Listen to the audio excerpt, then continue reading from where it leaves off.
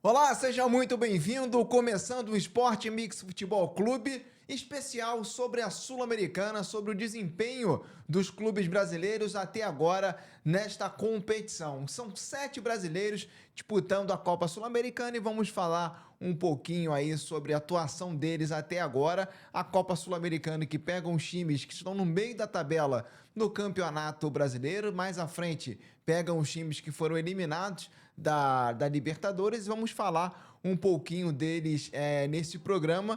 Lembrando, sempre é chance de título e aí vale sim a Sul-Americana, vale um título, é mata-mata e os clubes estão disputando. São 7 clubes brasileiros nessa competição. Você pode ir mandando o seu superchat, pode ir mandando, interagindo, compartilhando, jogando naquele grupo para falar aí também junto com a gente sobre a Copa Sul-Americana. Comigo aqui, Márcia Magalhães, e vamos falar sobre esses 7 times, sobre essa competição. Márcia.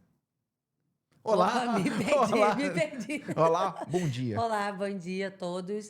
A Sul-Americana que é uma competição que eu gosto bastante. O Atlético já foi campeão 2 vezes, até o único brasileiro que já venceu 2 É vezes. verdade. Muitas vezes os brasileiros acabam até menosprezando um pouco a dificuldade da Sul-Americana, né? Falam, é fácil. Mas também nos últimos anos, vários brasileiros acabaram batendo na trave, né? São Paulo bateu na trave, Cruzeiro no ano passado, Fortaleza também. Então é uma competição aí que no começo, a primeira fase, acho que acaba sendo mais tranquilo para os brasileiros, mas depois vai ficando mais complicadinho. É uma coisa que eu sempre falo, a gente acha fácil, né? O Brasil são 7 brasileiros, Isso, impossível um brasileiro não ganhar, ou pelo menos não chegar à final. Na final tá chegando, mas não tá não tá ganhando ganhando. sempre, né? O Exatamente. Cruzeiro chegou, o Fortaleza chegou, São Paulo chegou, você falou do Atlético, tá Isso, sempre chegando, mas não tá levando e algumas derrotas que vamos falar aqui, né? Na isso. teoria a gente sempre acha fácil, mas nunca É, é, né? porque são clubes que. Na Libertadores a gente tem clubes com mais nome, né? A gente não acompanha todos os campeonatos da América do Sul, né?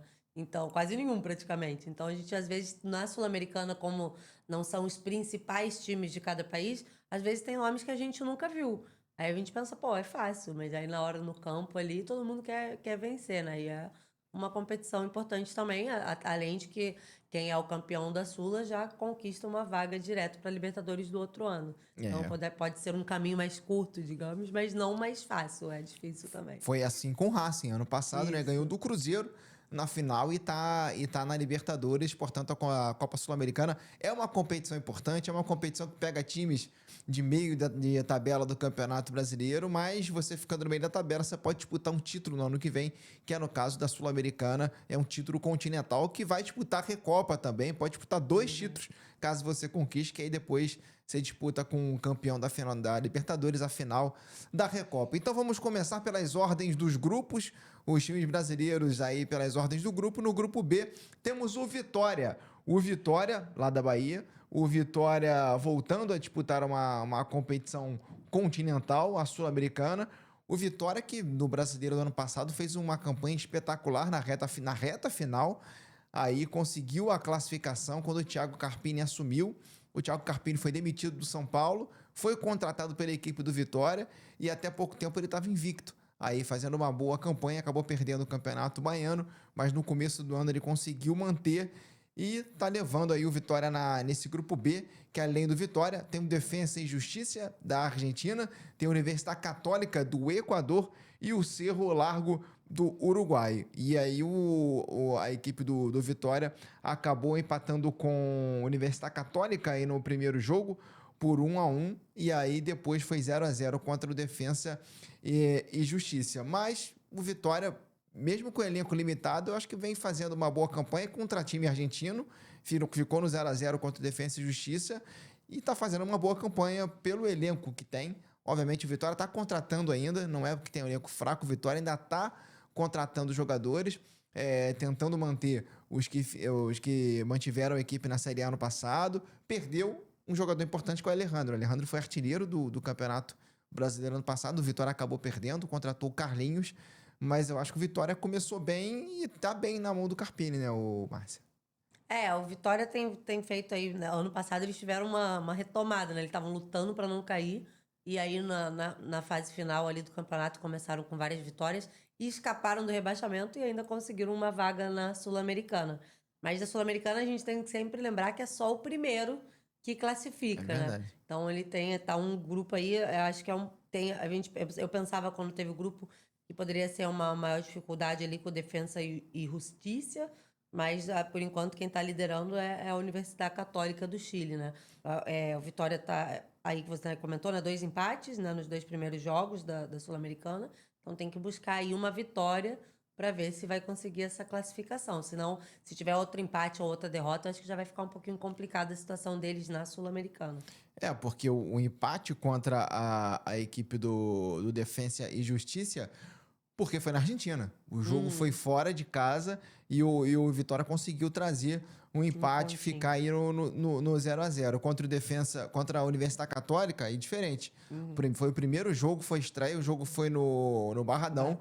e aí ficou no 1-1, mesmo com a equipe da Universidade Católica do Equador tendo um jogador expulso aí uns 15 minutos do segundo tempo. E mesmo aí o tava perdendo por 1-0, e aí de pênalti o Mateuzinho acabou fazendo o empate para a equipe do Vitória. Com um a mais, soube aproveitar, mas não soube ganhar. Poderia ter pressionado aí no final, porque com um a menos, É. né, o adversário Ainda mais poderia, jogando em casa, né? jogando em casa, poderia ter pressionado e poderia ter feito gol. Mas, pelo menos, não perdeu. Lembrando que quem ficar em segundo também, dependendo da pontuação, vai para os playoffs, né? Da Isso. Sul-Americana para disputar. Só primeiro classifica direto, né? Mas o segundo Isso. colocado joga os playoffs com os times que vêm eliminados da Libertadores. Então tem essa questão, né? Porque normalmente os times que vêm da Libertadores, teoricamente, são mais fortes. Então é um confronto difícil para você se manter, né? Mas agora o Vitória vai ter outro jogo em casa, né? Com o Cerro Largo. E nessa quarta-feira aí vai jogar em casa mais uma vez no Barradão, lá com o apoio da sua torcida. E aí esse é um jogo que eu acho que é fundamental o Vitória conseguir a vitória. O Vitória vai ter que vencer esse jogo para ficar tranquilo, porque conseguir um empate contra o Defensa e Justiça pode empatar aqui no Barradão, que não seria nenhum absurdo. E aí o Cerro Largo tem que vencer aqui, que teoricamente é o time mais fraco do grupo, e o Vitória vai ter que se impor em casa, ele vai ter que vencer. O centroavante hoje do Vitória era o Carlinhos, ex-Flamengo, contratado pro lugar do Alejandro. O Vitória tá contratando ainda, ele tá se reforçando, mas também vem numa sequência aí, que começou o ano vencendo muito bem, mas vem numa sequência, se eu não me engano, de 5 ou 6 jogos aí sem vencer a equipe do Vitória, ou pelo menos sem demonstrar um bom futebol. E não pode ter queda livre agora, porque a fase de grupos, nessa fase agora, ainda mais com o Cerro Largo agora, não pode ter queda livre. É hora do Vitória voltar a Isso, jogar bem, Na, né? na verdade, no Brasileirão, eles acabaram vencendo, né, o Fortaleza, mas no. Eles ficaram 5 e venceram É, Fortaleza, né? venceram o Fortaleza depois de uma fase ruim, mas a torcida já tava ali, fica com aquela bronca do estadual também, né, que perdeu pro maior rival. Mas eu acho que esse jogo agora, que vai ter da Sul-Americana no Barradão, acho que é fundamental aí o Vitória conseguir esses 3 pontos, e contra o Cerro Largo, que é o mais fraco mesmo do grupo aí, né, no que a gente sabe sobre esses times. Então acho que é um jogo que eles têm que buscar pontuar para ficar ali brigando para conseguir esse primeiro lugar do grupo, ou pelo menos o segundo, né, que continua na competição. Porque até agora no grupo B, o grupo do Vitória, a Universidade Católica tem 4 pontos. O Vitória é o segundo com 2, empatado com o Defensa e Justiça com 2 pontos. E o Cerro Largo é o último. Tomou 3 gols e fez apenas um golzinho.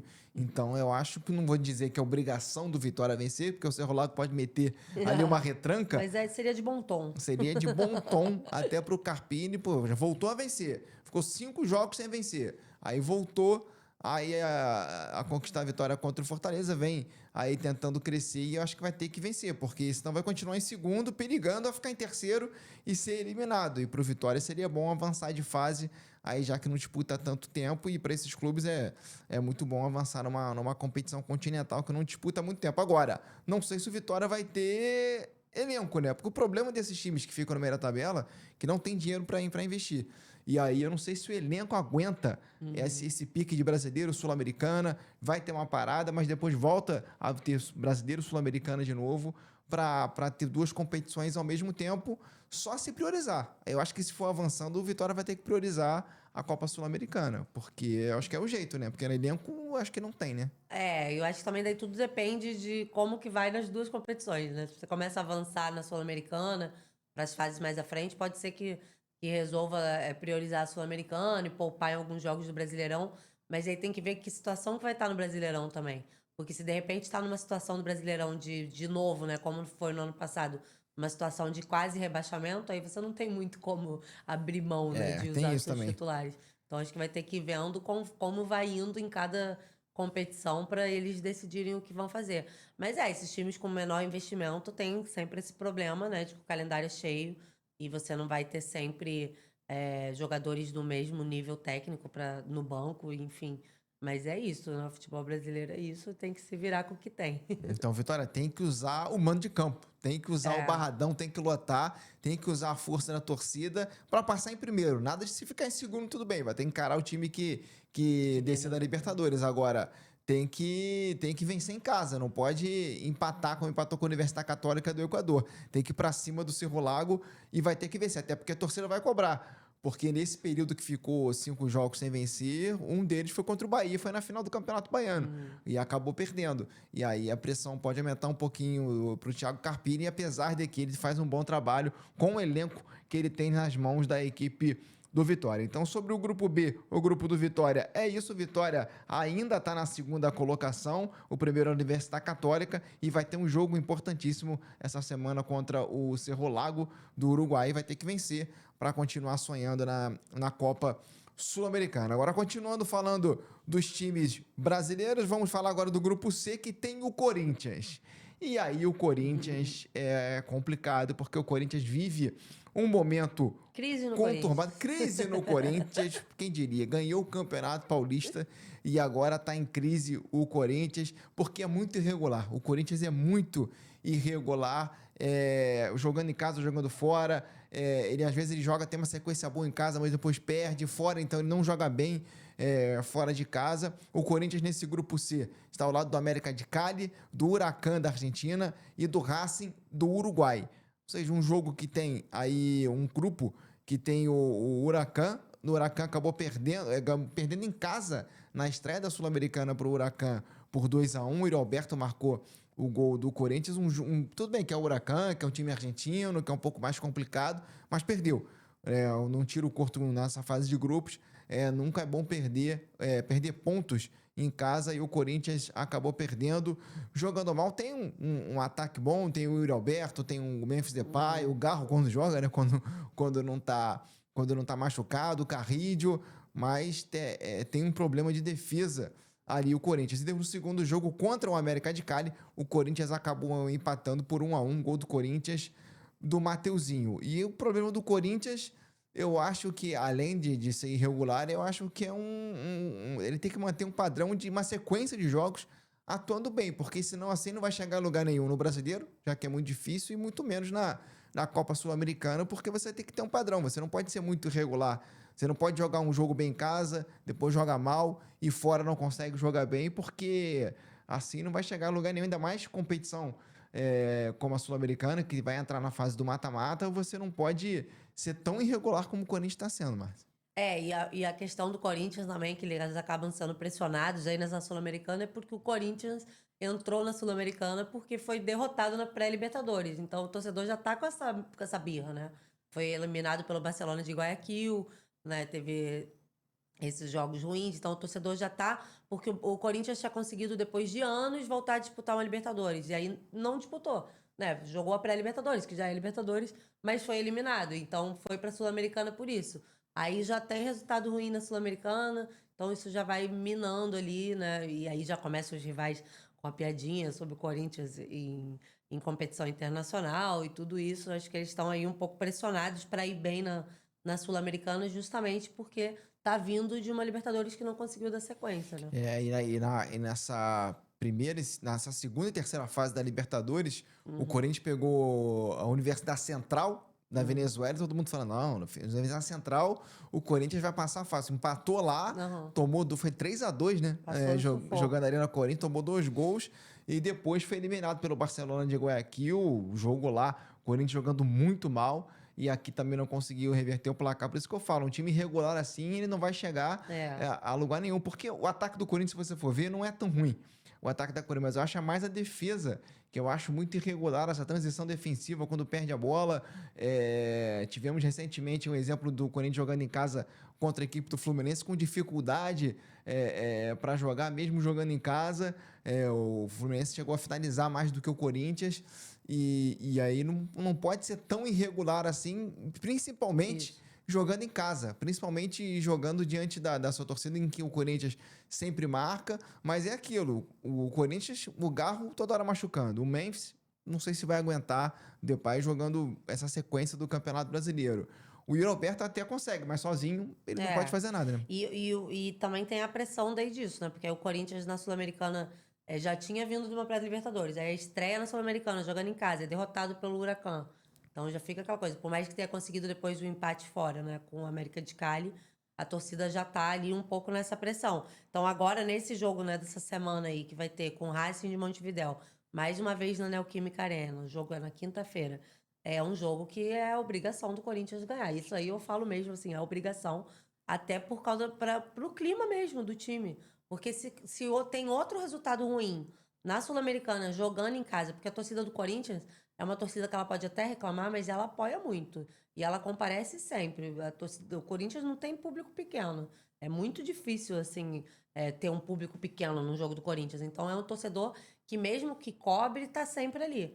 Então o Corinthians tem que aproveitar esse jogo agora em casa para conseguir uma vitória, né? Porque seria a primeira vitória aí nessa campanha da Sul-Americana. Aí para você ver o Racing, se você De olhar Montevidéu. o Racing de Montevidéu não pontuou ainda na Sul-Americana, tomou 8 gols e fez um. É Ou o seja, adversário perfeito para acabar a crise. é o adversário que todo torcedor sonha, toda diretoria de clube sonha em golear para pelo menos amenizar essa má fase que o Corinthians vem atravessando. Porque se perder ou empatar com o Racing de Montevidéu, que tomou 8 gols e só fez um, jogando em casa, jogando na Arena Corinthians, aí vai ficar complicado para a equipe do Corinthians, porque é um adversário fraco. Tudo bem, contra a Universidade Central, todo mundo também achou que o Corinthians fosse golear, que o Corinthians fosse passar fácil e acabou não conseguindo. O Racing de Montevidéu para o Huracan da Argentina jogando em casa, ganhou de 5-0 da equipe do Racing de Montevidéu. E mesmo você não conhecendo, mesmo a torcida não conhecendo, vai querer, no mínimo, uma goleada contra a equipe do Racing, né? E se ganhar de 1-0 jogando mal, também vai ser quase como uma derrota. E eu acho que é para se manter vivo mesmo. O Corinthians precisa dessa vitória para se manter vivo aí nessa Sul-Americana. E para dar até uma tranquilidade pro restante, porque é a pressão que vem com tudo, né? Se você já teve né, a tristeza ali, a queda da pré-Libertadores. Aí você, tipo, ir mal de novo, já na primeira fase da Sul-Americana você ir mal, já dá uma desanimada no grupo, até pra sequência do Brasileirão, né? Complicado. Para você ver, o Corinthians tá no grupo C, como eu falei, o Huracan é o primeiro com 6 pontos, seguido do América de Cali com 4, seriam os dois classificados. O América de Cali para os playoffs e o Huracan classificava direto para as oitavas. O Corinthians em terceiro com 1 ponto em 2 jogos. 1 ponto em 2 jogos. O Corinthians já está distante do segundo. 3 pontos do primeiro, então já está 5 pontos do primeiro. Pois é. O Corinthians vai ter que fazer uma campanha muito boa nesses jogos agora. E o Racing, que tá aí, não tem nenhum ponto. Ou seja, o Racing é o time que ele tem que fazer 6 pontos. Jogando aqui e jogando no Uruguai.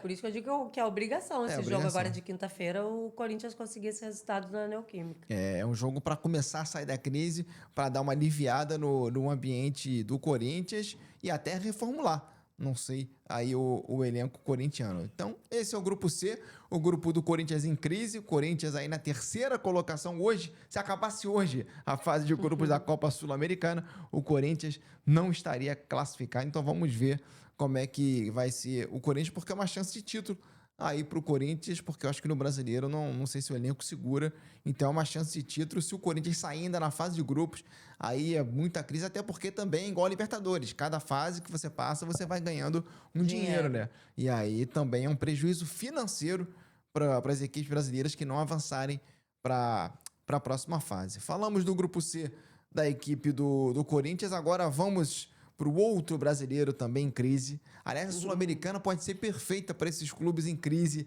agora. Você vai vencendo na Sul-Americana, aí você começa a priorizar e é o discurso da diretoria, não, mas nós estamos bem na Sul-Americana, vamos priorizar, porque é um título que nós podemos ganhar. E se perder já era, aí é a crise total. Mas já pode ser uma competição, uma válvula de escape para sair dessa crise. E no grupo D nós temos o Grêmio. Isso. O Grêmio, que começou com o Gustavo Quinteiros, que já saiu. E no grupo D, o Grêmio tem o Godoy Cruz, da Argentina, tem o Sportivo Luquenho, do Paraguai, e o Atlético Grau, do Peru. Ou seja, o Grêmio... Grau. Grau, como a gente diz do Grau, né?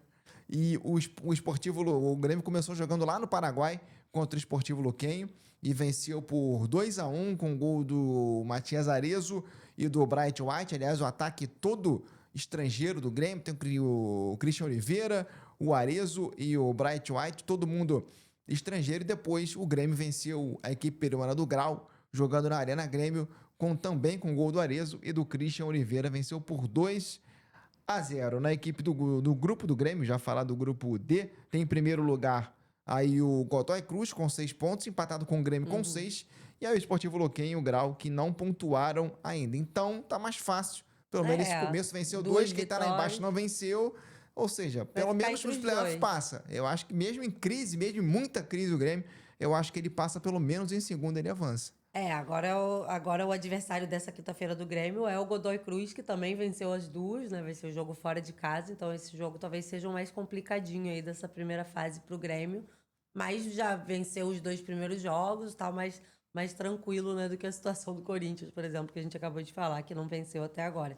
Então, o Grêmio venceu os 2 primeiros, agora vai jogar com o Godoy, que também venceu os 2 primeiros, aí vai ser o primeiro teste de fogo aí para ver qual que vai despontar para ser primeiro e qual que vai ser o segundo. Não vai decidir agora, né, mas é o adversário mais forte aí dessa primeira fase vai ser com certeza o Godoy Cruz. E o Grêmio, assim, eu sempre acho que esses times grandes não tem um time horrível no papel. Não pode ter um time tão equilibrado, mas muito ruim. Eu acho que não. Você tem o Edenilson, você tem o Bright White, você tem o Vila Sante, você tem o Christian Oliveira, não é tão ruim, você tem o Bright White que joga bem. Se você tiver um time jogando, a bola chegando nele, eu adoro ele o nome finaliza. Dele. O dinamarquês. É muito bom. Bright White. Ele joga bem, jogou no Barcelona. É muito nome de filme, gente. Nem parece Bright nome de White, jogador. come on here. Parece mesmo. Poliglota.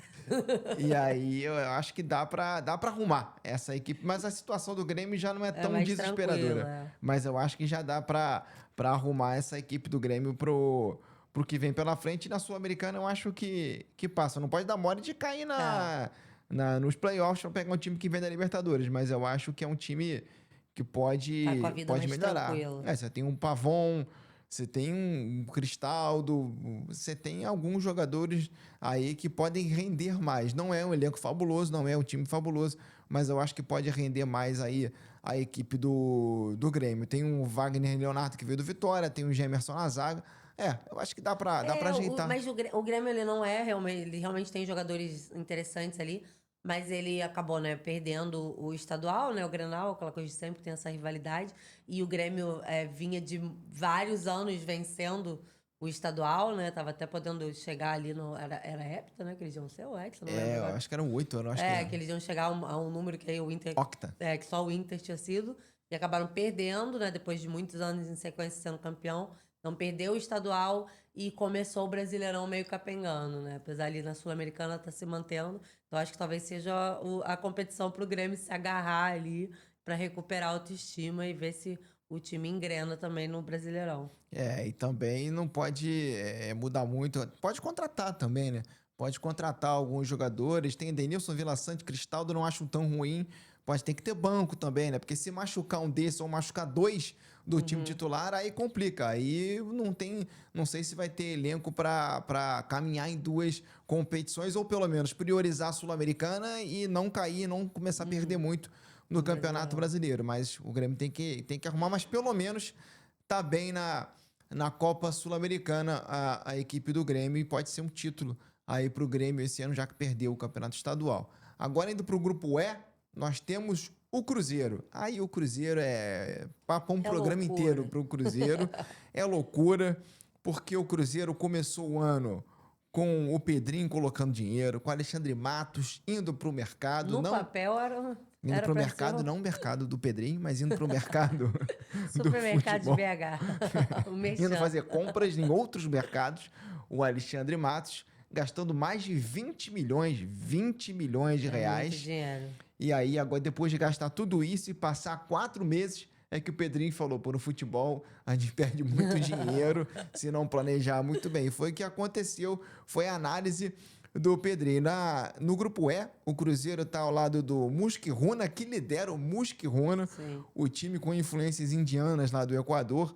Ele tem 6 pontos em 2 jogos, ou seja, venceu os 2 jogos, inclusive o Cruzeiro. É. Vem de segundo está o Palestino do Chile, que é um time horrível, e está em Que é o próximo segundo, adversário. que é o né? próximo adversário do Cruzeiro, com 3 pontos. União Santa Fé está em terceiro com 3 e o Cruzeiro, que não Lanterninha. pontuou, é o Lanterninha. O Cruzeiro perdeu do União Santa Fé lá na Argentina por 1-0 Isso. e em casa perdeu para o Musquiruna por 2-1, perdendo de virada, acho que fez 1-0, né? E depois tomou no segundo tempo a virada por 2-1. Não, eles saíram perdendo, Saíram aí perdendo, o Gabigol empatou de verdade, pênalti. verdade, verdade. E aí depois tomaram mais um. Mas, né, perdeu o primeiro jogo fora. Pro time argentino é um resultado que até ok. Mas aí vai jogar com. É isso que eu falei que às vezes a gente não conhece os times, a gente acaba julgando. Porque, sinceramente, eu acredito que todo torcedor do Cruzeiro, quando viu Musquiruna jogando em casa, não pensou que ia perder. Né? E aí eles ainda chegaram lá, tinha até roupinha de viajar, com os trajes indígenas, uma coisa até um pouco folclórica lá mesmo da cultura deles, né? Da tradição deles. E foi lá e ganhou do Cruzeiro em pleno Mineirão, né? Então, complicado. E aí agora o Cruzeiro é outro que tá na mesma situação ali que o Corinthians tem que vencer esse próximo jogo. Senão já pode dar adeus também pra Sul-Americana. E o Cruzeiro ainda vem também magoado lá, né? No Campeonato Mineiro já perdeu antes na semifinal, né? Foi eliminado pelo América. Então o Cruzeiro fez um super investimento, né, em jogadores e tudo. Quando no papel ali todo mundo tava achando que ia super dar certo, mas nem sempre as coisas no papel, na hora que você vai pôr em campo, dá certo. Então o Cruzeiro também tá numa crise aí, né? Então tem que aproveitar agora esse jogo aí com o Palestino é fora de casa, né, nessa quinta-feira também, mas tem que tentar fazer um resultado melhor lá. Porque É. senão já vai ficar bem difícil a situação do Cruzeiro aí nesse grupo. E eu acho que o Cruzeiro, por exemplo, ele investiu, melhor dizendo, no Gabigol. Tudo bem, o Gabigol com salário de 2 milhões e meio apostou. Não estava em boa fase do Flamengo, mas tudo bem, era um nome, traz a torcida, traz... Mas o Gabigol, eu acho até que ele tá correspondendo, sinceramente. Assim, teve até um jogo do Brasileirão que o treinador optou por não usar ele. Mas eu acho assim, pelo que eu vejo muito. É lógico que você não pode também só pensar no que o torcedor fala, né? Mas eu meço muito mesmo como tá os times por comentário de torcedor, assim. Porque o torcedor é que tá ali acompanhando toda hora o time de perto. Então, geralmente sabe mais onde que o calo tá apertando. E quando começou a ter muitas críticas, né? Que o Pedrinho deu essas declarações falando que achou que o Cruzeiro investiu errado, né? Que não podia mais errar. Eu vi muitas pessoas questionando que não era o caso do Dudu e do Gabigol. Porque geralmente quando os portais de notícia e tal vão falar sobre essas declarações do Pedrinho, colocam lá uma foto do Gabigol, uma foto do Gabigol com o Dudu, que são os mais caros. Mas eu vejo daí de comentários de torcedores considerando que não são eles o problema. São outras contratações que acabaram não encaixando ali. E também vi muita gente, e isso eu concordo também, que acho que as declarações do Pedrinho agora, num começo de temporada, não precisava. Ele podia falar pro Alexandre Matos, cara, pelo amor de Deus, você contratou errado.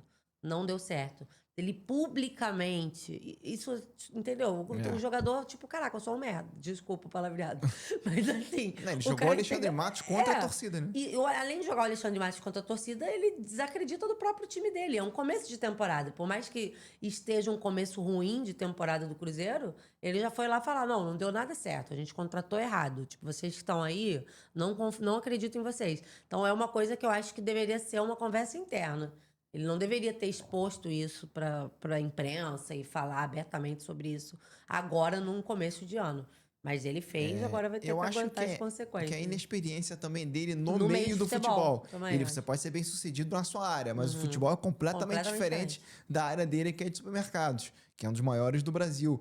Mas no futebol você não pode trazer problemas internos para Pro expor para holofote. todo mundo, pro holofote, que no dia seguinte a torcida foi pedir a cabeça do Alexandre Matos, Exatamente. foi para cima, porque se o presidente está falando isso... Ele instaurou uma crise no próprio clube. É meio maluquice, assim. Pra mim é uma maluquice. No começo de ano, assim.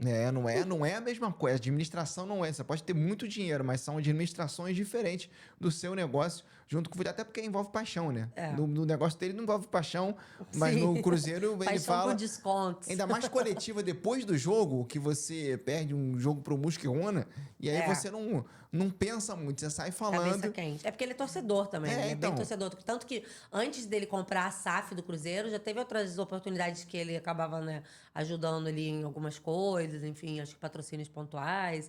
Ele é um torcedor do Cruzeiro. Então, acho que tem um pouco isso aí. É lógico, tem vários casos, né, de dirigentes que são também torcedores, mas às vezes você não pode ser tão passional quando você está ali administrando. Tanto que é uma coisa que eu jamais administraria o Atlético, porque eu sou passional. O cara perde um pênalti lá numa final, eu já vai embora do meu time. E eu sei que não é assim que você tem que agir. Então tem algumas coisas que você tem que ser um pouco frio, né? Já no começo do ano, contratando o Fernando Diniz, você já tinha que entender como é que ele jogava, que demora um tempo para jogar. Você tinha que contratar o Fernando Diniz sabendo que você tem que ter paciência com ele. Já não teve paciência.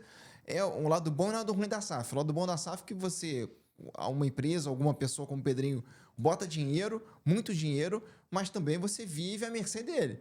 Se ele não tem que dar satisfação ao conselho deliberativo quando você é clube associativo. Você tem que dar satisfação pro conselho do clube, porque você fica preocupado se você vai ser reeleito ou não. O dono do clube não, ele demite a hora que ele quer, o dinheiro é meu, eu comprei e eu faço o que eu quiser. E aí ele entendeu que ele não pode pegar o Fernando Diniz, se for indicação não do Alexandre Matos, mas ele tem que pensar que o Fernando Diniz demora, aí contratou o Léo Jardim, que é um português, já treinou o Mônaco, já treinou algumas equipes, tem que ter um tempo para ele conhecer. O Léo Jardim também não tem papo na língua. Ele falou, não, tá um elenco muito desequilibrado. O Léo Jardim também jogando o Alexandre Matos, criticando indiretamente o trabalho do Alexandre Matos. É isso que eu fico pensando, que eu acho que eles erraram. Eu acho ok eles terem essa conversa, de repente, até com o elenco, mas, assim, você jogar isso publicamente... Primeiro, assim, não é passar pano pra jogador, né? Mas eu sempre acabo defendendo isso porque eu acho que poucas pessoas fazem dessa forma. Mas, geralmente, jogador de futebol, né, que tá ali atuando profissionalmente, são jovens que estão ali jogando. E aí, eles estão ouvindo as pessoas que são responsáveis por ele, o treinador e o dono do time, falando que eles não são bons. Gente, sabe? E o futebol, o esporte, é uma coisa que você precisa de motivação. Tem muitas vezes até times que não são tão bons e que conseguem feitos e conseguem títulos justamente por essa parte do time, de união, de estar todo mundo, motivado. Aí todo mundo falando que você é horroroso, você vai ter uma motivação como? É a famosa gestão de grupo, né? Muito mal, muito mal. Perde a E gestão acho de que grupo. nisso, assim, eles perderam totalmente. Porque aí o próprio atleta fica lá, caraca, ninguém acha que a gente é bom. Isso desmotiva. Querendo ou não, é o coach de jogadores. Mas é porque desmotiva mesmo o atleta. Ele saber que o treinador dele acha que eles não estão bem, assim, claramente, né? Falando publicamente. Eu acho que essa conversa pode acontecer entre eles e tem que acontecer, porque é uma cobrança. Por exemplo, o treinador chegar para os jogadores, poxa, vocês estão fazendo isso errado, não é assim que eu quero que vocês se comportem. Agora, ele no microfone falar que tá tudo desequilibrado, primeiro que ele é o treinador. Tá desequilibrado, ele tem culpa ali também. Ele tem que conseguir o equilíbrio. Assim, quando contrataram, no começo, contratou um grupo desequilibrado. tá. Um grupo de jogadores, todo mundo. Falou que, ou seja, não contratou muito bem, contratou errado. E isso no caso do Alexandre Matos, né? Sim. A gente não eles sabe. odeiam o Alexandre Matos, né? Essa é a conclusão que eu tiro. É verdade, os dois, o presidente e o técnico falando que não contratou bem e agora tá desequilibrado. Falei, que é isso, Alexandre Matos? O pessoal não gosta muito de você? Porque assim, trouxe o Dudu. O Dudu também veio com muito dinheiro, não tanto quanto a primeira proposta que fez ano passado, que o Dudu acabou recusando para continuar no Palmeiras, mas também trouxe ele por muito dinheiro. E em alguns jogos o Léo Jardim tá colocando o Dudu no banco e o Gabigol também. Tudo bem, Fabrício Bruno também veio por muito dinheiro, salário alto, mas ele é titular, ele é, para mim, bom zagueiro, e aí não foi uma contratação errada. Tem Caio Jorge também, que é banco, o Caio Jorge também quer jogar, tem isso tudo também, mas se tá desequilibrado o grupo... Aí o Léo Jardim tem que falar isso pro Alexandre Matos, fechar a porta e falar, temos que contratar, temos que emprestar alguns jogadores. Daí você pode repor, trocar peças mesmo. Pô, isso aqui não tá funcionando. E aí é o trabalho do Alexandre Matos. É isso que eu acho, que eles teriam que ter resolvido internamente algumas coisas, assim. Nem tudo é pra ser dito, né? Numa gestão de grupo mesmo. E aí eles verem, pô, aí ele chegar para Alexandre Matos, olha, eu não tô achando que tá faltando em tal posição. O que a gente pode fazer? Esse jogador eu não quero usar mais. Então você pode tentar fazer uma moeda de troca, fazer alguma coisa, que aí é o trabalho do Alexandre Matos. Agora só ficar reclamando, todo mundo, não tô gostando, não tô gostando, não tá ruim, tá bom ruim. A gente, tipo, querendo ou não, a gente tá em abril. Aí você já vai, tipo, ai meu Deus, o Cruzeiro não deu certo esse ano em abril. Você tem muita coisa ainda pra rolar, né? Você tem que ver o que vai poder fazer pra melhorar. Tem outra janela. Então, e aí, o que você vai fazer? Vai vender alguém? Vai contratar mais gente? Vamos ver, o Porque o Pedrinho vai Pedrinho vai gastar querer mais. gastar mais. Então, ele vai ter que se livrar de algum desses gastos que ele considerou que foram exagerados. Ele já emprestou o Marlon, lateral esquerdo, pro Grêmio. Já começou a trabalhar. O Léo querendo Jardim já fazer começou igual. a emprestar, a rodar um pouco o elenco do Cruzeiro. Agora eu também, bem lembrado, eu quero ver a janela de meio do ano agora, que vai ser um pouquinho antes, vai ser começo de junho por causa do Super Mundial. Eu quero ver se o Léo Jardim vai pedir. Óbvio que o Léo Jardim vai pedir algum jogador, porque ele chegou e não pôde pedir ninguém. E eu acho que ele vai pedir algum jogador. Agora o Cruzeiro, que vai enfrentar o Palestino. Isso. Aí lá no Chile, é o próximo jogo do Cruzeiro. Essa quinta-feira. Agora, a gente pode nem falar se é fácil ou é difícil, porque perdeu pro Santa Fé e perdeu pro Mosquiruna. E aí a gente vai falar por quê? Que vai fácil ou difícil pro Cruzeiro? Eu acho que pelo menos o Léo Jardim vai ter que arrumar com esse grupo que ele tem e vai ter que vencer. Ele vai ter que vencer se quiser continuar sonhando, como se diz, né? Porque em último lugar, não venceu ninguém. Ele vai ter que vencer o Palestino jogando no Chile para continuar sonhando aí em classificação ou para o playoffs ou classificação direto para as Não, e oitavas. ele vai jogar com o Palestino no Chile, agora essa semana, né, na quinta-feira, e depois vai enfrentar o Mushukruna lá no Equador, que já foi derrotado em casa. Vai ter que ir lá pra jogar com eles. E aí vamos ver, que o elenco vai ser o mesmo, não vai ter janela ainda. Eu não sei se tem altitude onde eles jogam, depois eu vou Deu, pesquisar do Mushukruna. Eu acho que não, mas mesmo assim o elenco é o mesmo. Não vai contratar. Dispensou o Malo, pode dispensar a gente. Agora, contratar, não vai dar tempo de contratar. Vai ter que ser com esse grupo desequilibrado, como o Léo Jardim já disse. O Léo Jardim que escala a equipe de acordo com o adversário. Foi assim, se eu não me engano, contra o São Paulo no Morumbi, que não escalou o Dudu nem o Gabigol porque ia sair do contra-ataque, achava que os dois não iriam render. Mas vai ter que ir desse jeito aí, com esse grupo aí, com esse clima e com esse bastidor. O Cruzeiro vai ter que vencer. Ele vai ter que complicado e vai ter que vencer. Não tem desculpa agora. É com esses jogadores e com esse grupo. Se o Cruzeiro terminar em último, nesse grupo com Mosquiruna, Palestino, União Santa Fé da Argentina. Uma vergonha. Uma vergonha. Eu acho que vai ser uma crise sem precedente para a equipe do Cruzeiro. Porque Acorda, Pedrinho. Como diz a música dos Gilsons, acorda, Pedrinho. Não é Gilsons. Era Gilson, não? Não, é outro. É até do Paraná, gente. Agora eu esqueci o nome É dele. do Paraná? É É verdade, falei besteira. Gilson Soares. Por favor, produção, falem daí qual é o grupo. Não sei o que. Esqueci o nome dele. Gente, eles são do meu estado e eu esqueci. Tudo bem. Mas eu acordo, então. Pedrinho. Não, acorda, Pedrinho. Então vai ter que acordar aí o Pedrinho. Jovem Dionísio. Jovem Dionísio. Fica Jovem quase Dionísio, igual. os Gilsons é jovens também. Quase igual. Mas eu gosto mais dos Gilsons, com todo respeito. É verdade, confundi feio. Aí, então, mas tá aí, o Cruzeiro, nessa situação deplorável do grupo E, tem elenco. Óbvio que um grupo desse ele tem que melhorar. Ele tem elenco pra acabar até em primeiro. Agora, não sei se vai conseguir ter fôlego pra acabar em primeiro. Pode até conseguir, fez a arrancada histórica do Léo Jardim, mas eu acho um pouco difícil. Então, a situação do Cruzeiro é o último do grupo E, por incrível que pareça. Então, vamos agora para o grupo F. Grupo F, tranquilo. Um brasileiro bem tranquilo, que é o Fluminense. Fluminense no grupo F, ainda com o Mano Menezes, venceu o Once Caldas por 1-0, jogando fora de casa, com um gol do Cano, deu cruzamento do Arias ali pela direita, e o Cano marcando o gol. E depois, já com o Renato Gaúcho, no time mais fraco do grupo, do São José. Passou o carro. Passou o carro 5-0 com 2 gols do EV, que quer ser chamado de Everaldo. Não, ao contrário, Everaldo. O Everaldo quer ser chamado de EV. Tô bem, né? Tô bem que eu tô bem. O Everaldo quer ser chamado de EV, desculpa, o EV. Tanto que a camisa dele é EV. EV. E ele não quer ser chamado Mas mais... todo mundo chama de Everaldo. Mas por que ele não quer ser chamado de Everaldo, né? Porque é feio, eu tô brincando. Ele tem não me vergonha. cancelem, Everaldos. Não é. Eu acho que ele não deve gostar mais mesmo. Mas é engraçado porque... Ou pode ser marca, né? O EV é mais... É. Né? Um branding Não sei. dele dentro. Ele foi no numerólogo, porque tem muito artista que faz isso, né? Vai lá na jogador, não numerologia sei, e tem? muda. Não sei, mas aí tudo vai da superstição. Mas quando eu fui na última vez que eu fui no estádio no jogo do Fluminense, que foi contra o Santos, a torcida ficava falando. Todo mundo que eu ouvi falando alguma coisa dele falava Everaldo. Então Não, ele mas vai é ter um difícil. trabalho. É assim, porque de repente você muda seu nome. É, É igual quando o Gabigol não queria mais ser Gabigol. Que ele queria ser só Gabi. é. Depois Lil Gabi. Porra, ele Aí é não Gabigol dá. até hoje. Na camisa foi Gabi, né? Não, ele tá Gabi até. Não, depois tem uma época Gabriel também mesmo. É. Mas todo mundo chama ele de Gabigol, Né, filho. não tem, Esquece, não vai ser tem. Gabigol pra O sempre. EV vai ser só pra ele ver, acho que pro ego dele é ver, eu sou EV. Não, Na eu cabeça... comentei com o Chico, que trabalha aqui com nós também, que eu ia chamar ele de EV. Mas não tem jeito. Aí até na arte do. Foi até dessa goleada do 5-0 que ele marcou 2 vezes, né? E aí até na arte aqui do Sport Mix a gente colocou o Everaldo. E aí Não tem jeito. eu acho que o Fluminense agora tá... Tá mais Ele tá com, tranquilo. o grupo F do Fluminense, ele tá em primeiro com 6 pontos. Em segundo tá o Once Caldas com 3. Isso. Em terceiro, União Espanhola do Chile com 1 ponto.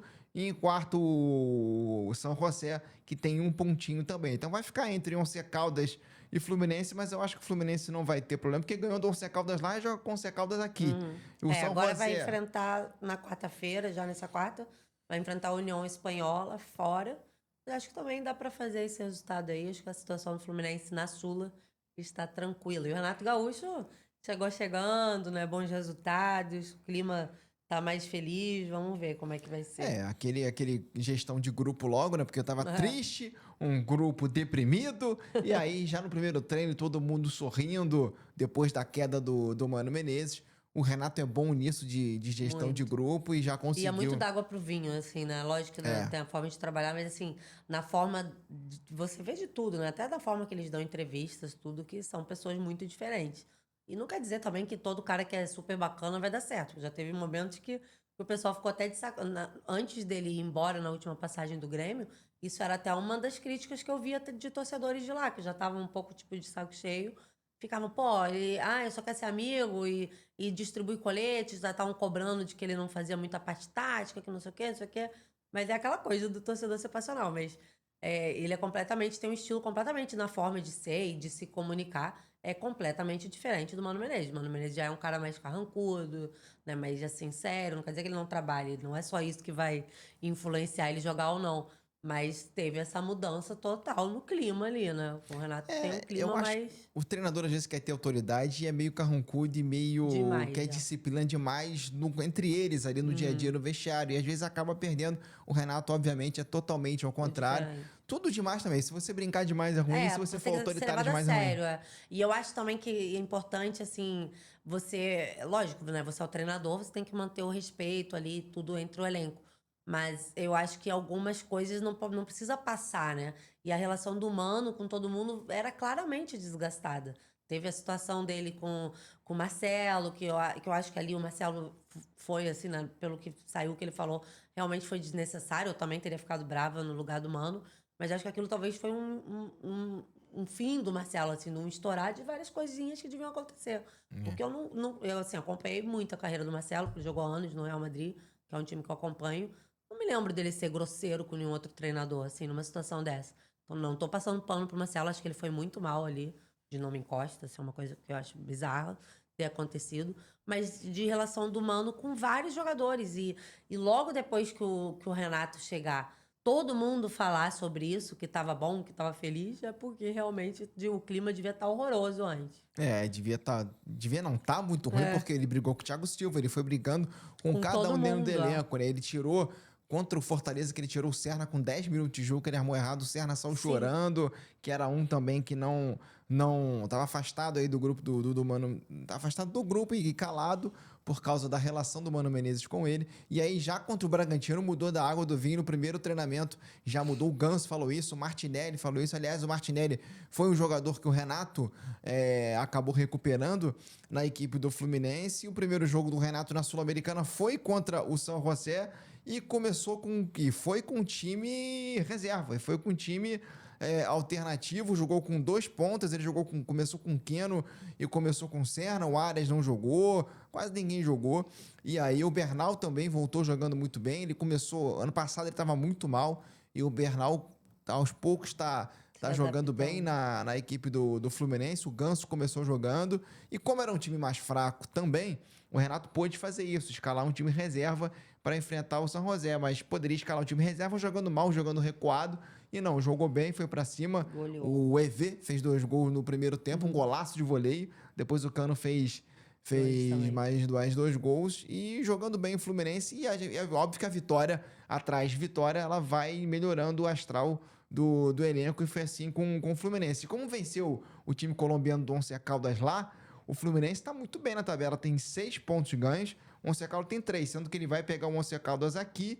E contra o São José, lá na Bolívia, é um time de Oruro, lá na Bolívia, ele pode botar um time reserva. Sim. Se não quiser desgastar, reserva com o time com juniores e manda pra lá, como o Renato às vezes gosta de fazer, não vai nem ele. Vai o auxiliar. Vai ficar jogando futebol.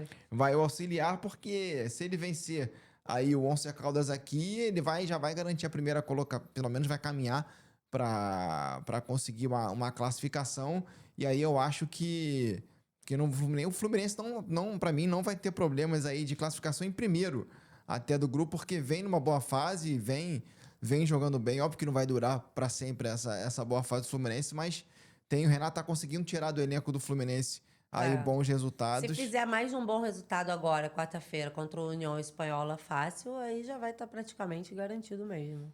Vai estar garantido o Fluminense, que ele joga com a União Espanhola, né? Isso, do Chile. na quarta-feira agora. No Chile, eu acho que, como já venceu 2 jogos, eu acho que pode até um time misto. Então, mas aí se consegue um bom resultado em mais um jogo fora, já dá mais uma tranquilidade. Né? Eu acho que o Fluminense tá tranquilo. Tá bem tranquilo, apesar do grupo achar que precisa de reforços, mas eu acho que o Renato tá conseguindo acertar e preparar bem para cada jogo a equipe do Fluminense. Então, portanto, é o Fluminense, eu acho que é o melhor time aí, por enquanto, que a gente já falou, dos times brasileiros na Sul-Americana. E agora vamos falar da equipe do Vasco. O Vasco tá aí no grupo G, o grupo G do Vasco na Sul-Americana. O primeiro lugar é o Lanús, da Argentina, que tem 4 pontos, mesmo número de pontos do Vasco com 4. O Puerto Cabello tem 1 ponto, a equipe que é da Venezuela. E depois, na última colocação, tem o Melgar do Peru, a equipe com 1 pontinho na Sul-Americana. O Vasco que podia estar melhor, né? O Vasco teve 3-3 contra o Melgar. Contra o Melgar. Eu acho que o Vasco já podia estar tranquilo pelo também. menos, já poderia. Podia estar com 2 vitórias. Isso, o cara ele poderia estar respirando melhor. Aí, mas eu acho que o Vasco pode classificar. O Vasco, apesar dessa bobeada que deu, porque o Vasco acabou no primeiro jogo que ele teve pela Copa Sul-Americana, acabou tendo um resultado positivo, o que ajuda. Venceu por 1-0 o Porto Cabello. Não, o primeiro em casa, né? O primeiro foi com o Melgar. O Melgar e o segundo em casa. Isso. Apesar de não estar também, tá numa fase mais ou menos assim, pelo menos em casa, o Vasco tá fazendo mando de campo, um gol do Verratti. Aliás, o Verratti salvando o Vasco sempre. Sempre. Eu acho que o Vasco tem que manter esse bom resultado em casa, porque aí pelo menos ele já consegue se classificar na Sul-Americana. Porque depois do 3-3, aí não tem. O Vasco mostra que não tem consistência defensiva ainda. Ainda não tem consistência defensiva, ainda não achou a equipe ideal, porque o Vasco é muito irregular. Tá bem em casa, apesar de não ter convencido jogando bem em casa. Contra o Santos no Brasileiro, começou mal e depois virou com as alterações. Mas eu acho que o Vasco é muito inconsistente ainda. Tá 4 pontinhos, mas eu acho perigoso. Eu acho que o gosto amargo mesmo ficou nessa estreia aí, né? Porque eu tava vencendo por 3-1 e aí acabou tomando um empate. Aí que começou muitas críticas até pro Carille. Mas depois conseguiu vencer o Puerto Cabello por 1-0 em casa. E agora vai ter mais um jogo em casa, né? Contra o Lanús. Nessa terça-feira aí vai enfrentar o Lanús pela Sul-Americana. E aí, mais uma vez, com o apoio da sua torcida, é outro jogo que tem que pontuar para continuar lutando aí. É o Vasco em casa, ele tá jogando bem. Agora o Lanús é um time argentino, é um pouco mais complicado, óbvio que é muito mais complicado que o Puerto Cabello jogando em casa, mas conseguiu vencer de virada o Santos, que tá tentando se reerguer. O Sport, que não tá muito bem no Campeonato Brasileiro, o Vasco venceu. Se empatar com o Lanús em casa, eu não acho um mau resultado pro Vasco, não. O Vasco mas eu acho que o vascaíno acha. Em casa eles vão querer muito, não tem como. Por mais que seja o time argentino. Eu acho que por causa desse gosto amargo da estreia que foi fora. Se fosse um empate fora, não do jeito que foi, acho que o torcedor vascaíno, ok, ter empatado com o Melgar. Mas você tá vencendo por 3-1 e ceder o É. empate, aí já fica uma desconfiança. Então, agora, esse jogo dessa terça-feira com o Lanús em casa, eu acho bem importante que o Vasco consiga pontuar também, para depois ficar mais tranquilo nos outros que tiver fora. É, porque faltou atenção também. Foram 2 gols no final Isso. do jogo, né? Em 2 bolas no alto, que era a única chance aí do Melgar empatar o jogo. O Vasco acabou levando um empate, porque se o Vasco consegue a vitória, como eu falei, Uhum. era uma situação tranquila aí pro Vasco. Mas, por exemplo, vai pegar o Melgar aqui. Aí vence, Uhum. pelo menos aí vence. Se empatar com o Lanús aqui, tem que ganhar, óbvio que tem que ganhar, porque a fase É. é ruim pra espantar. Tem que vencer até pra dar tranquilidade, até pra falar depois, não, mas nós vencemos o Lanús, um time argentino, já tem uma desculpa preparada. E o Vasco estava bastante tempo sem participar de uma competição sul-americana, né? Sim, sim. Então, o torcedor vascaíno quer que faça, né, jus, assim, a estar de novo ali brigando por um título sul-americano. E eu acho que esse jogo em casa contra o Lanús apesar de ser um adversário que eu acho que pode ser o mais forte aí do grupo, eu tô querendo que todo mundo ganhe, é obrigatório. Estou hoje, poucas palavras. É obrigação vencer também, Vasco. É, porque o Lanús venceu 3-0 o Melgar em casa, mas aí depois teve fora de casa, tava perdendo por 2-0 pro Puerto Cabedelo, então se perdeu pro Porto Cabedelo, depois teve um expulso, mas eu acho que dá pro Vasco vencer sim, dá pro Vasco vencer o Lanús e ficar tranquilo na Sul-Americana, porque mas não pode ser tão irregular, né? Não É. pode ficar todo recuado, esperando o adversário. Tem problema no ataque, o Garré de um lado e o Nuno Moreira do outro não são regulares. E o Verratti precisa, e mesmo assim o Verratti está conseguindo marcar, mas não está indo muita bola pro Verratti. Mas eu acho que o Vasco consegue avançar de fase e consegue passar nesse grupo G, apesar de que precisa de reforço. Não sei se vai ter elenco, não sei sem o Payet, que o Payet não deve ficar, o Coutinho não tem reserva, o Coutinho tem controle de carga toda hora Uhum. pra ele, joga um jogo, escolhe o jogo que ele vai atuar O bom e precisa assim, de se o elenco. Payet for embora, é que é um salário enorme. Então, com um Payet dá pra você trazer uns 2 ou 3. É, tem isso. Então, eu acho que é isso eu acho que até um dos principais motivos de que talvez eles realmente não queiram renovar com o Payet é por isso, porque não joga sempre, né? Não é sempre ele titular, e tem um salário altíssimo, que dá pra você trazer outros 2 jogadores bons, que vão estar ganhando bem também, e pra tentar ali compor o elenco. Vai estar numa situação complicada aí de elenco. Eu acho bem difícil mesmo que o Payet fique, até por causa de todos esses outros problemas extracampo que ele tem tido. Acho que isso também pode ajudar ele a não querer ficar. E acho que o próprio clube, né? Eu não vi nenhuma declaração dele ainda sobre isso, do ficar ou não. Estou louca por uma declaração dele, mas na fofoca. Mas eu não vi nenhuma declaração dele ainda falando se vai ficar ou não. Mas acho que a diretoria vê muito isso do salário ser alto, né? Muito alto pro que ele vem rendendo. Eu daria o salário dele pro Verratti, que eu amo o Verratti. O Verratti já renovou Merece. recentemente. E também tem que pensar, já que o Payet vai sair, vai folgar na folha salarial, tem que ter um atacante. Tem o Uhum. Ryan, tudo bem, mas é de velocidade, mas tem que ter um centroavante. Repor, né? Porque o Verratti tem 36 anos. É. O Verratti ele vai aguentar, ele toma pancada toda hora, ele briga. Eu acho que E é tem por isso que. que eu amo ele. É, Porque é um cara mais velho, que joga quase todo jogo. Você não vê quase ele, fora, sentiu, não sei o quê. E ele, eu tava vendo até uns números que ele é o jogador que mais fez gols de cabeça no mundo. até agora. Nesse ano de 2025. Não no mundo todo, pra sempre, nesse ano de 2025. Mas ele é muito bom nesse fundamento mesmo, né? Ele é muito bom mesmo, assim. Ele é um dos melhores nisso. Tipo, É. ele vai muito bem de cabeça. E eu gosto muito do Verratti, a postura mesmo dele. Ele tá sempre ali jogando com raça mesmo. Que às vezes a gente fica muito pedindo raça, não é só raça, né? O cara tem que saber jogar também. Mas ele tem muita raça e ele sempre dá a cara a tapa. Tem momentos ruins do Vasco, é ele que vai lá dar entrevista. É ele que vai lá falar. Então, é um cara que chamou a responsabilidade mesmo. Eu gosto muito do Verratti. É, e Sou ele fã do sempre. Pirata. E ele sempre raspa a cabeça na bola. Essa bola vem de qualquer jeito, É, ele dá uma maneira de chegar, ele e é por muito isso que bom. ele consegue marcar tantos gols, mas a bola tem que chegar nele. E É, aí tem nem que, sempre chega. e tem que ter um reserva, porque ele não vai jogar todos os jogos, não tem Algum como ele momento jogar. ele vai acabar E pode sentindo. ser no momento importante, que ele pode se machucar de mata-mata da Sul-Americana, já pensou?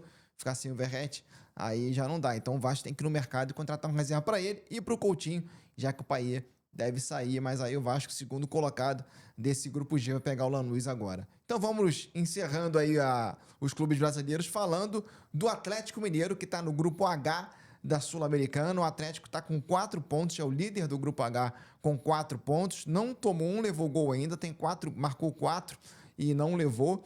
Em segundo lugar está o Caracas da Venezuela, em segundo, também com 4 pontos. O Cienciano do Peru está em terceiro com 2 pontos. E o Deportes Iquique do Chile, como diria o Dinho, o quarto colocado, que ainda não pontuou, tem 2 derrotas. O Iquique, uma delas pro Atlético Mineiro. O Atlético tá bem no grupo, mas o Atlético contratou. O Atlético investiu, era para estar com 6 pontos aí no grupo. Era para estar jogando muito mais. O Atlético Mineiro trouxe o Cuca de volta, tá ruim, tá em crise, não acha, até que vem com o Cuca, trouxe o Cuca de volta, mas tá complicado pro Atlético Mineiro. O Atlético Mineiro que contratou o Júnior Santos, contratou o Rony do Palmeiras, mas é um time que não conseguiu encaixar. Continua com o Hulk, tudo bem, venceu bem o Deportes Iquique, que ainda não venceu. 4-0, né? 4-0 o gol do Rony, do Hulk, Natanael marcando, tô vendo aqui, o Scarpa também. Ou seja, um grupo que tem Scarpa, que tem Hulk, que contratou o Rony, que chegou muito bem para a equipe do Atlético Mineiro, contratou também o Júnior Santos. Eu acho que tem time para... o Atlético, eu sempre acho que o time brasileiro pode render mais, mas o Atlético é finalista da Libertadores e não teve, atirando o Paulinho, que foi uma baixa muito grande, mas teve muitas baixas assim para cair de rendimento e não conseguir 6 pontos na Sul-Americana.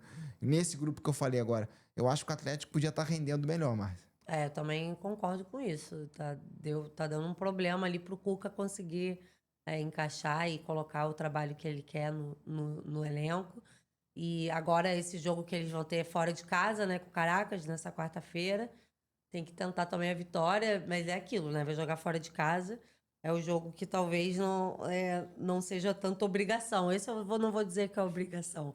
Mas o Galo, né, se tiver pretensões aí de classificar em primeiro do grupo, é melhor já tentar também fazer esse resultado aí agora contra o Caracas. Depois vai jogar com o Iquique também, fora de casa.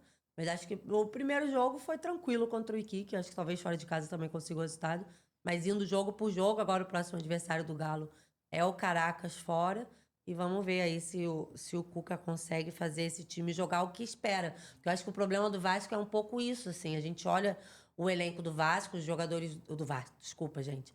A gente olha o elenco do Galo e os jogadores ali, mas em campo parece que não corresponde ao nome, ao tudo que eles têm, né? Não tá correspondendo ainda. Então acho que o Cuca tem muito mais para tirar desse time aí do Atlético Mineiro.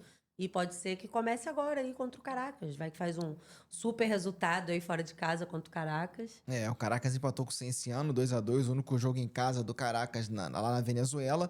Eu acho que o Atlético tem elenco para render mais, cara. Tem elenco para render. Tem Júnior Santos, tem Rony, tem Scarpa, tem o Alan Franco, tem um time bom que o Cuca pode tirar ali um pouco mais. O Cuca sabe que a crise está chegando. Se ele não vencer, ele é a terceira vez ou quarta vez que ele dirige o Atlético Mineiro, se eu não me engano.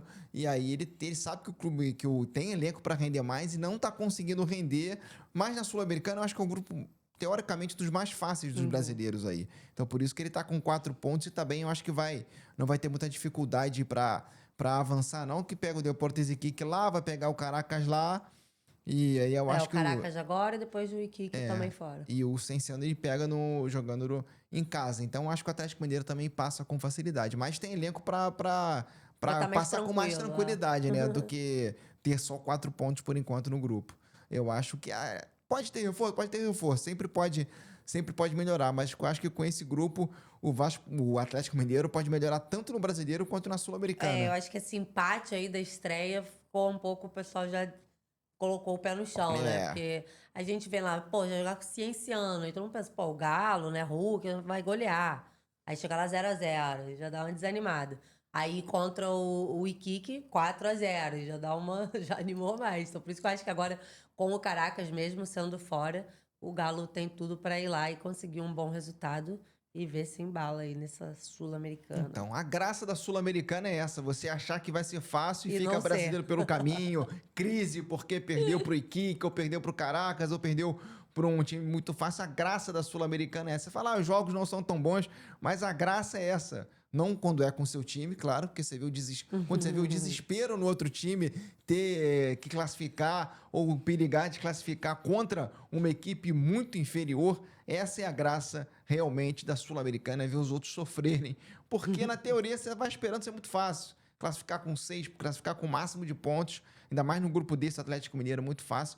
Mas a graça é essa, você ver o desespero dos outros, Márcia, não se classificando ou então no mata-mata. O inferno são os outros. São Mas é isso.